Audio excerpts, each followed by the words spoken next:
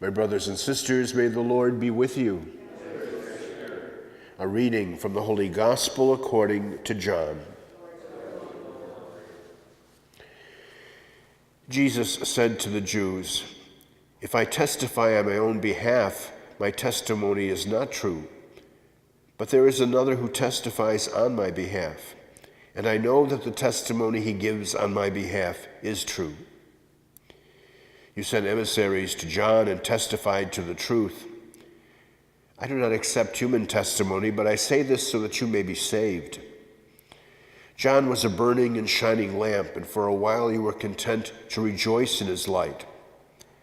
But I have testimony greater than John's, the works that the Father gave me to accomplish.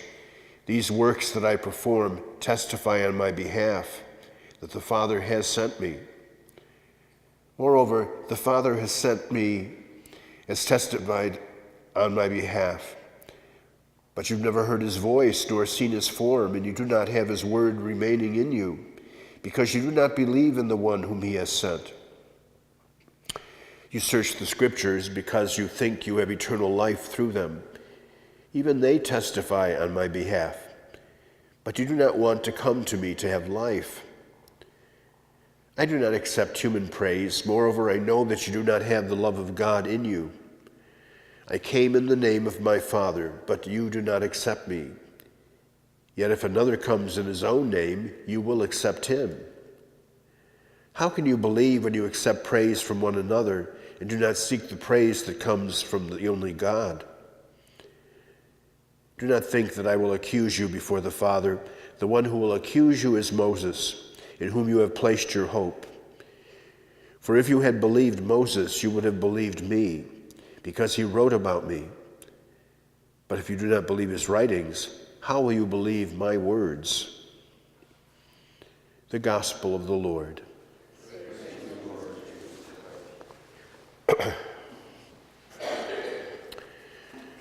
Well, I got in at 1 o'clock yesterday morning, having been up for 26 hours, so I'm still kind of out of it. I woke up at 3:30 this morning thinking I should be getting up, and so I got up. Probably this afternoon I'll be in bad shape again. I surely remembered all of you when I was at Fatima and at Lourdes and at the tomb of St. James and the tomb of St. Teresa of Avila. You were in my prayers, and those who joined us through television were in my prayers in a special way. I did have the courage to go into the baths at Lourdes. It was cold. It's about 40 degrees out, and the water was very cold, but it was amazing. When I stepped out of it, I totally felt as warm as can be, and I was told by other people they had the same sensation. So it was a very moving kind of moment. We had Mass at the place of apparition of our Blessed Mother at Fatima, and it was supposed to have been a concelebrated Mass for all English-speaking pilgrims, and ended up being just my group, the 17 of us. So it was a kind of a special treat to have that. And because we were at the tomb of St. James on the Feast of the Annunciation, they have this massive censer, this humongous censer that they light.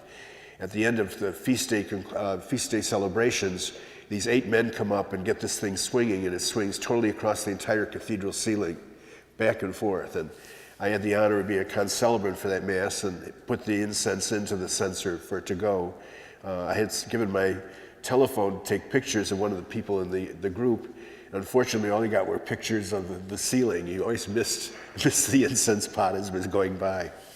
We had snow in Avila, which was very unusual, and rain for the most part happened just when we were on the buses, and we had like a 12-hour ride from Madrid to all runs together. Madrid to Compostela, or St. James, and we had about an 8-hour drive from Avila to Fatima. So sometimes there were long bus rides, but most of the time it rained while we were on the bus, but didn't when as soon as we got off for a break, it would stop, and then would start raining when we got back on again. So we thank the Lord for that every day.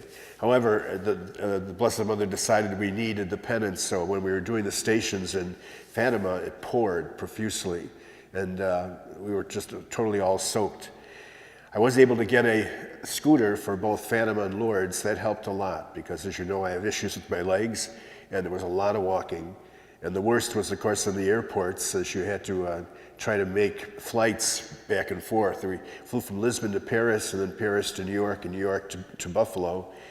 And when we got to Paris, we were only had about 20 minutes to get the flight.